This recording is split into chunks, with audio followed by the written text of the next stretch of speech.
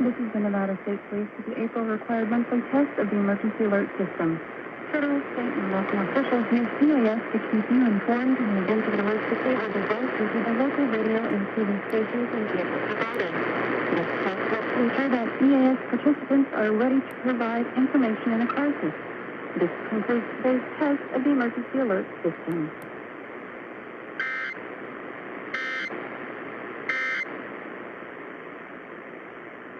That was for a better job because